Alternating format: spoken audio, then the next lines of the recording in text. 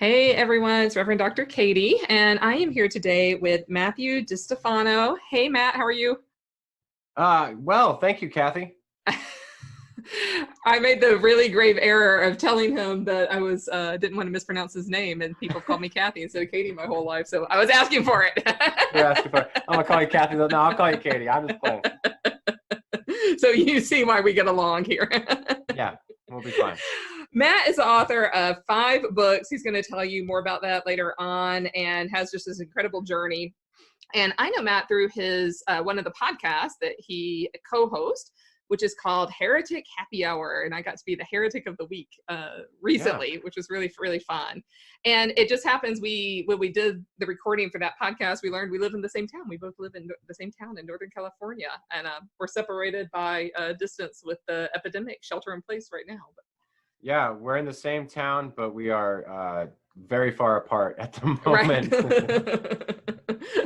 And yeah, I asked Matt if he would just come on and talk to me a little bit. We're not going to talk too much about metaphysics, although it's always game in my book. So if anything comes up, we can certainly explore it. But just telling us a little bit about his journey, his work, what his relationship is to spirituality these days. So yeah, thanks so much for being here. Are we ready to just dive in?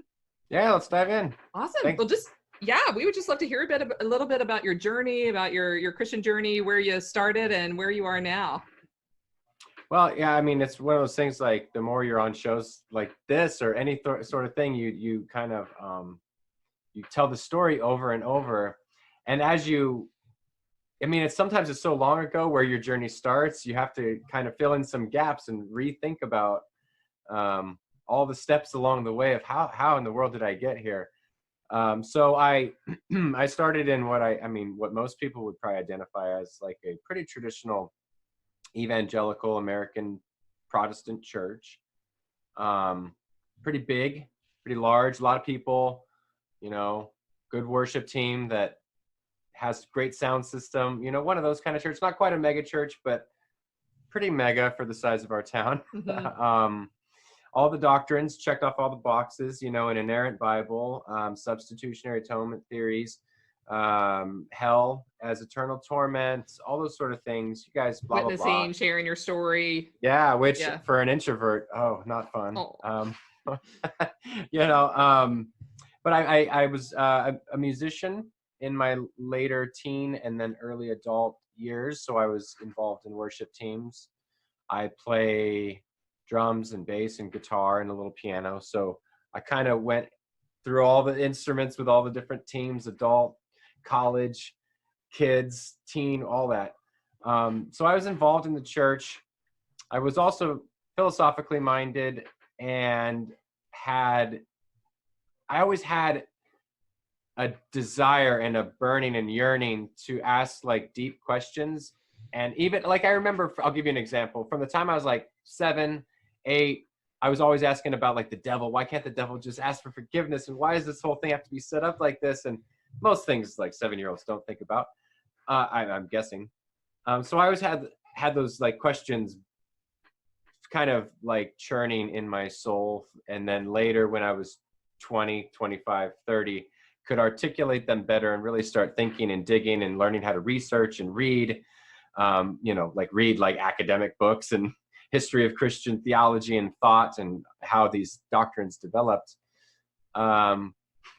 basically led me off the cliff to say, screw this whole thing, because the answers I got from like people I trusted, pastors and people like that, they just weren't very satisfactory. Not equipped to handle the complexity of your questions. Right. And to be fair, probably because they just didn't know really. Like, I mean, it seems that if you are comfortable with certain things, you don't tend to ask hard questions. Right. If you're uncomfortable, you want to know why. Why am I uncomfortable? Why doesn't this not sit right?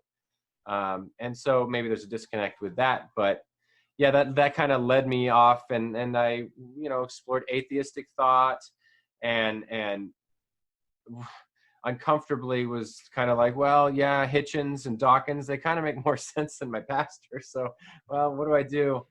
But then, you kind of come back around, you start hearing ideas within Christianity that's not anything you heard of before.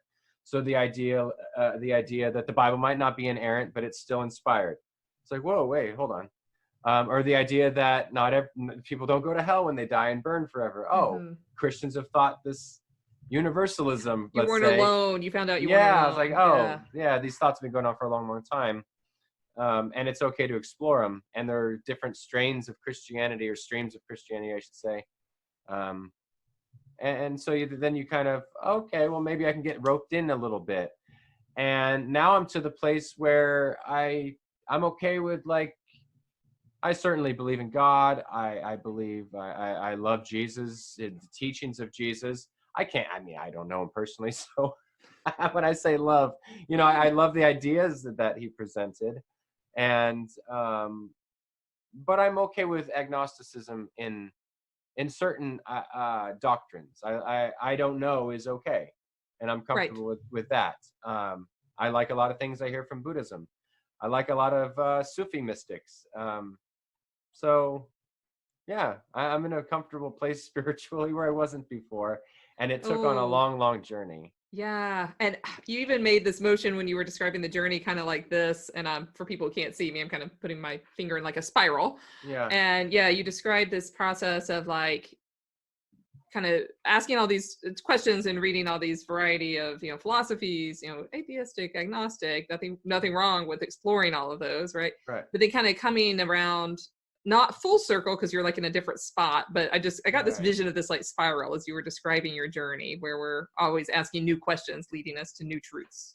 Right. And being comfortable not knowing where those questions are going to lead, and saying, well, I think there's a certain rigidity in Christianity, and probably a lot of faiths, but my context is Christianity. Right. So and people are duped, and they think that that's what the certainty gives them meaning in life and gives them something. But really, I think it takes away from life, and we miss the point of the dance when we're so focused on this doctrine and this correct doctrine and that sound doctrine, and what's heresy and what's not heresy, and what's orthodoxy and heterodoxy and all this stuff. And we got to make sure we're right in line. Otherwise, we don't have meaning, or we're outside of God's graces or something. And I have just found that once you get rid of the rigidity, you actually are more free, and it's okay to say, I don't know. Right. Yeah, it's a perfectly acceptable answer. Yes. In life. I mean, it's better than trying to come up with something right. that's not true for us. Sure. The particular Christian tradition that I'm part of, we are actually non-creedal. And so we don't have official dogma. Like our saying is no creed but Christ. And I found that dance to be just really wonderful in my own journey, where I have the freedom to explore. And then I always come back to this central relationship, or, you might conceive that in a different way, but the central relationship of who Jesus is in my life. And that stays at the core, but even that's its own dance. So I love that phrase that you use. We always get to have that dance with ourselves and with the divine. Yeah. Cool. Yeah. Alan Watts talks about the dance a lot, and I like Alan Watts. I don't know if you've read him, but tell us more. What should we read?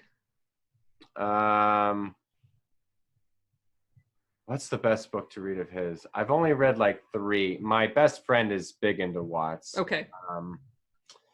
The Way of Zen, I think, is really good. People can Google it. It's fine. Yeah, but yeah, you can't see. They're on my bookshelf. But they're on the shelf, right? I'm really awful with titles. Sometimes I forget the titles of my own books. So forgive me. No worries. When we were talking earlier, I play the harp, and every time when I play my own compositions, that's when I freeze the most. Like I'm gonna forget my own. So it's just the way the human brain works sometimes. Yes.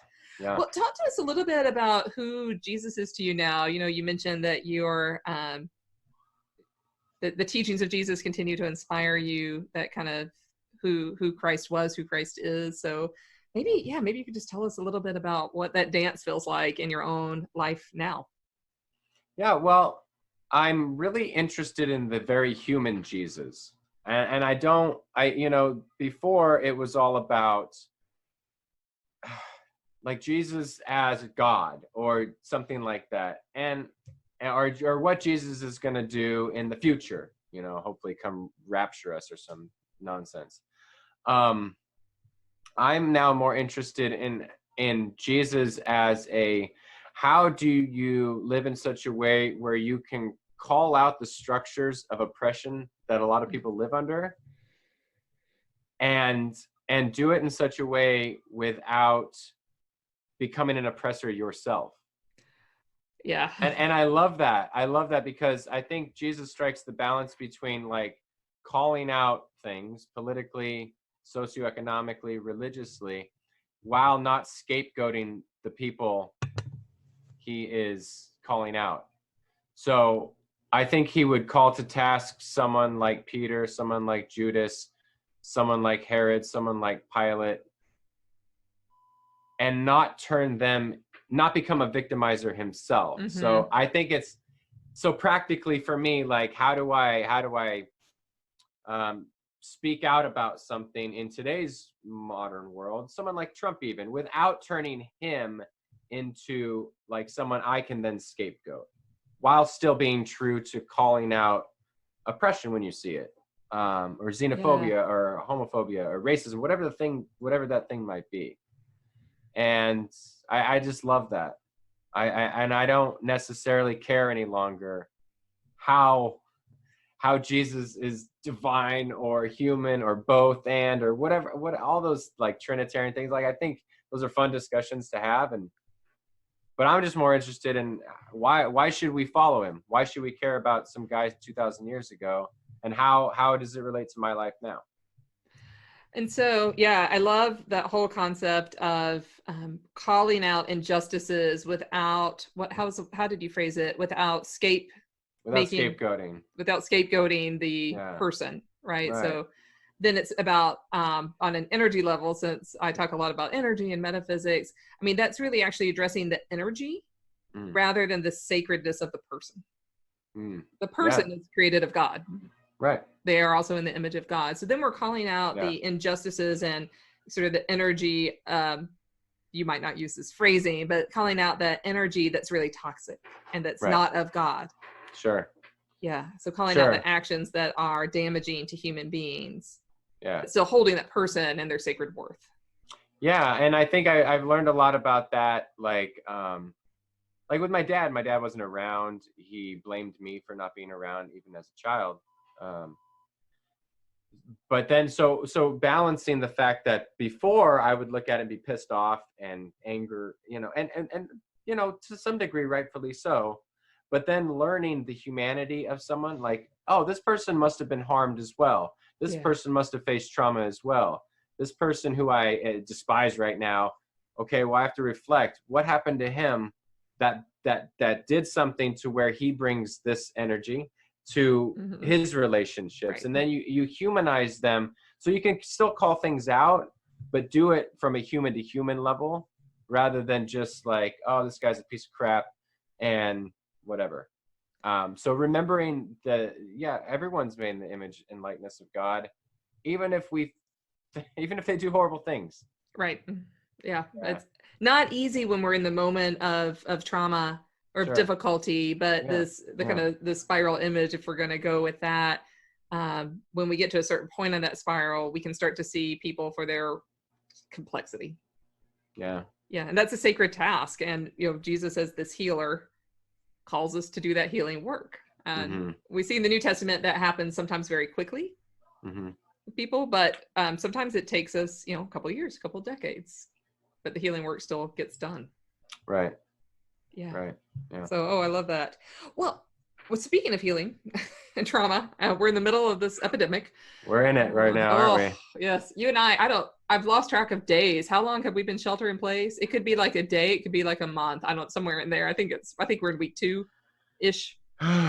Ish. Officially, I think, the second week, but not quite 2 weeks. But it was recommended in California a while ago. Yeah.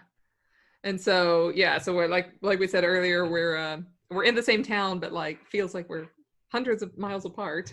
Sure. Yeah, in this town of 80,000 people. Right. And our community has suffered a lot of trauma, actually, the past year and a half, because this is where the deadly campfire occurred very near to here. And people are still struggling with that. They're still traumatized with that. Yeah. And now we have the COVID-19 pandemic that's happening, and we're all sheltering in place. So it's kind of this double whammy, I feel like, for our community. Yeah. And I think a lot of people are asking the question, where is God in this? How do we understand Jesus as Jesus followers? I'm just kind of curious, maybe we can converse about this a little bit, that how do you understand this epidemic in light of, how do you understand this epidemic as a Jesus follower, as someone who is looking to Jesus in all the ways that you described? Wow, that's a nice light question. Yes. Well, I think we can get into this this theodicy discussion, which is always a difficult one. The problem of suffering, the problem of evil.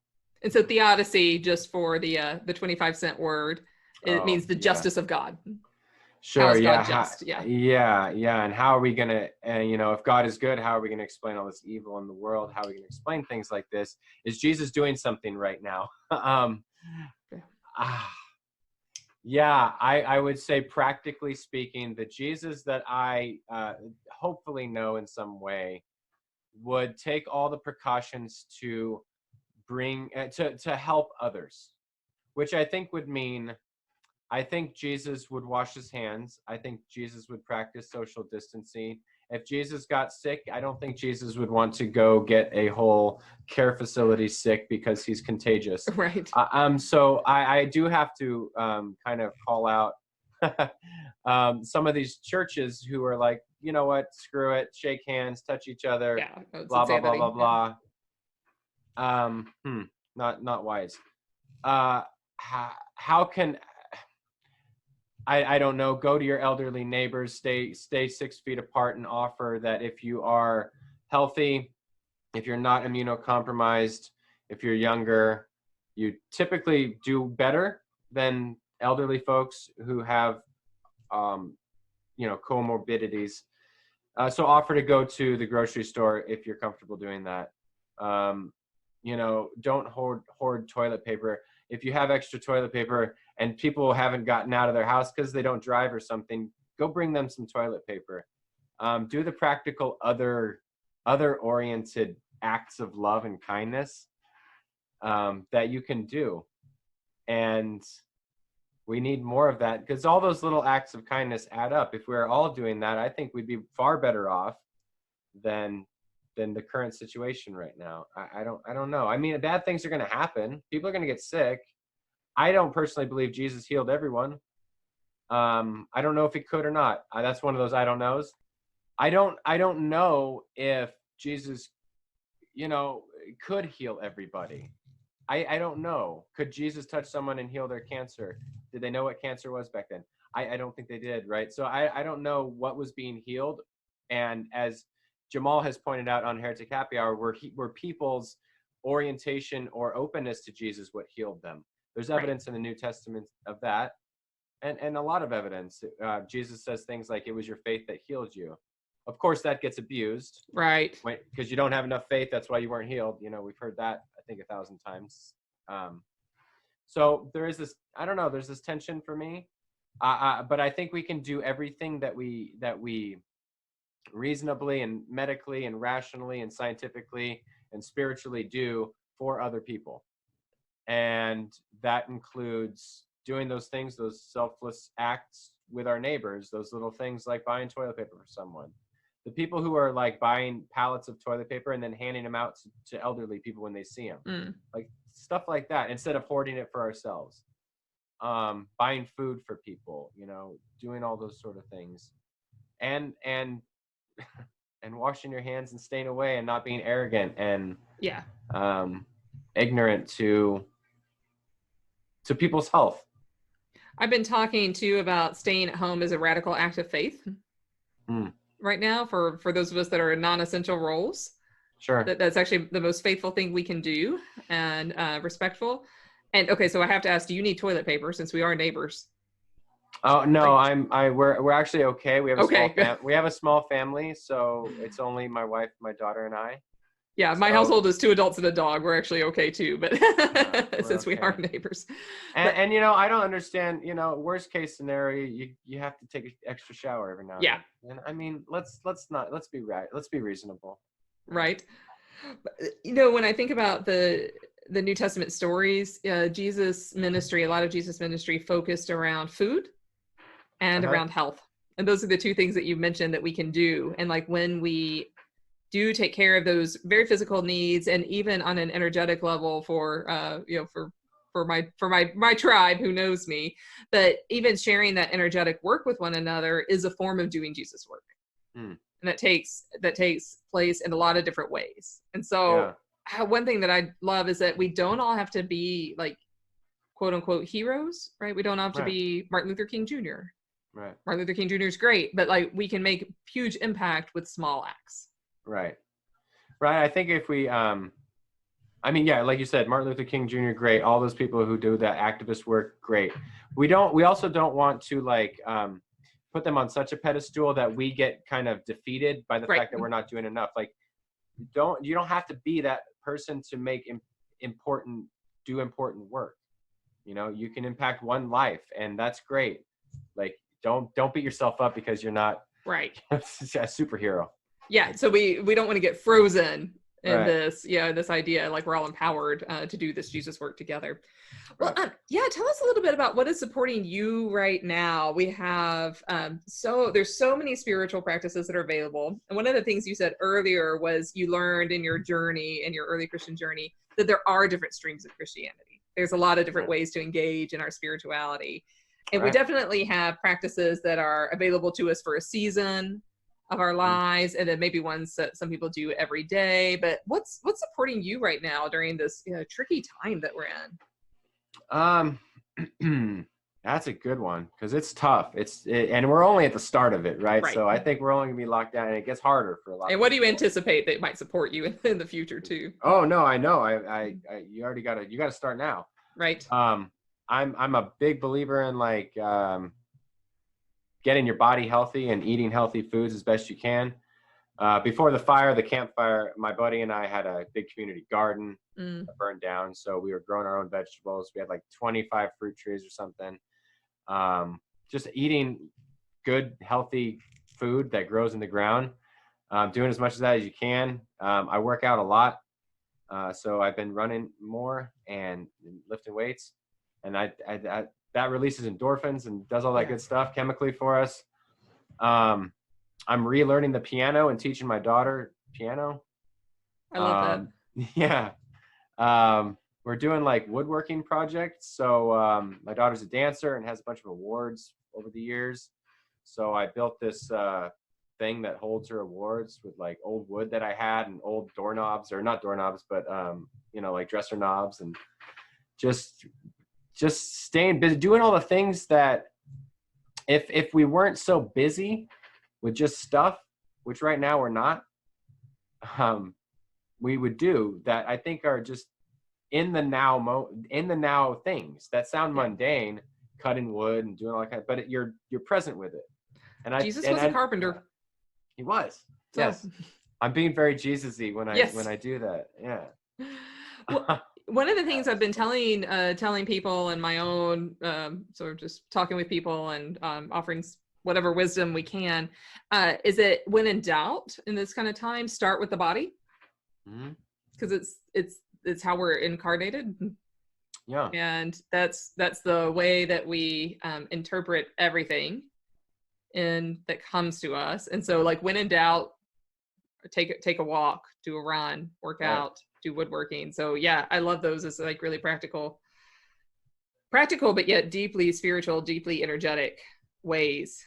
Yeah. Yeah. To engage with this time. Everything can be spiritual. Yeah. So. Yeah. I love that. Well, so you are the author of 5 books. Yeah. This is amazing. You're going to tell us about 2. Tell us about 2 books, because I think people would really love to connect with you. You've heard about Matt's incredible journey. the way that he's engaging in Jesus work now. I know this is going to resonate with the people who are listening to it. So yeah, tell us about these books. Well, I hope it does resonate. I wanted to mention two because I've published with a couple different publishing companies, and the one I'm pretty much dead set on publishing with the rest of my life is Quoir. It's Quoir. Yeah, Yeah, that sounds right. Yeah, yes, that's a hard one. We all, as authors and the publisher, it's a small independent publishing company. We decided to run this big promotion. Not even a promotion. That's probably the wrong word. We're selling our books on Kindle for 99 cents because we know people are quarantined and times are tough. You know, you're gonna have to probably button things up a little bit. So we want to give people the chance of getting a bunch of books for hardly any money. So I have two books that are on sale for 99 cents that are through Quoir. One's From the Blood of Abel, and the other is Heretic with an exclamation point. Nice. Like heretic. So From the Blood of Abel is a little more rigorous academically. I have never had a desire to be in academia, but I got a lot of friends who are, and I thought I did it. So I wrote sort of like a more dense book. It has some footnotes. A lot of footnotes, okay. Hundreds of footnotes. Yeah. Cool. Well, nothing I would ever do again because I don't know. I got that out of my system. Yes. Congratulations. Yes. That's energy. That's when we're talking about energy. Yes. Yeah. Exactly. I got rid of that energy. So what is that one about? The title is very suggestive. Oh, yeah. Well, it's a good book for, if people are into that kind of stuff. It's about violence. It uses the work of a French anthropologist, René Girard, who came up with the mimetic theory. And Ernest Becker, he wrote a Pulitzer Prize winning The Denial of Death. I got other titles that I've read are similar to that. So yeah, The Denial of Death. Ernest Becker was an anthropologist as well. And so Girard argues that our violence primarily stems from our mimetic nature, imitating one another and then creating scapegoats. Becker talks about our fear of death, building up our hero systems, our immortality systems, religion, cultures, politics, and then coming in contact with others who have different ones, and that's the problem of our violence.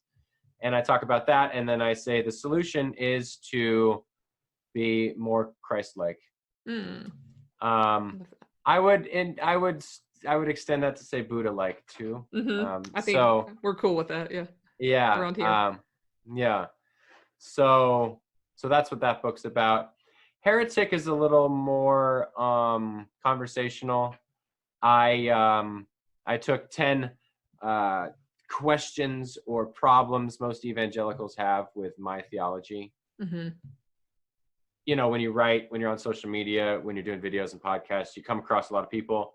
So these are kind of the 10 most common ones that I hear. And so I answer those questions, So I believe in universal reconciliation. If there's a hell, it's a corrective sort of thing if we want to use that analogy.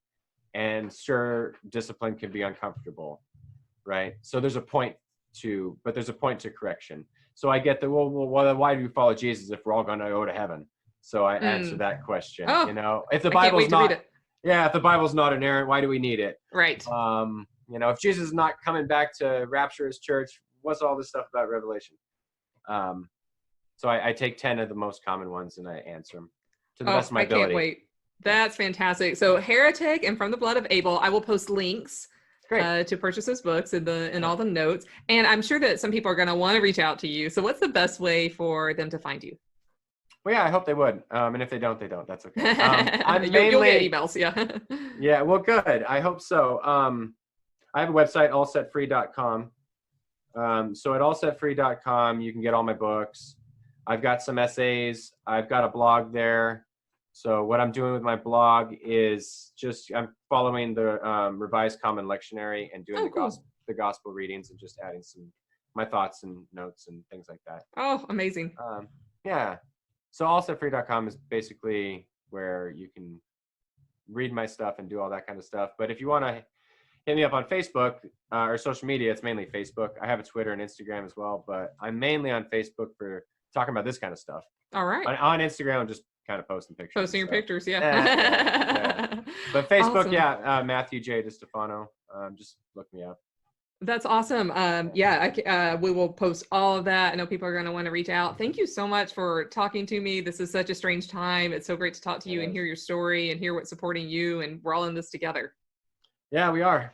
Yeah. And I look forward to the time where we're post coronavirus, so we can grab some coffee or something. And absolutely. We're going to do a part 2 about what it's like for the new freedom that we're going to have. Right. Yes. Love it. Okay. Thanks for being here, Matt. Well, thanks for having me.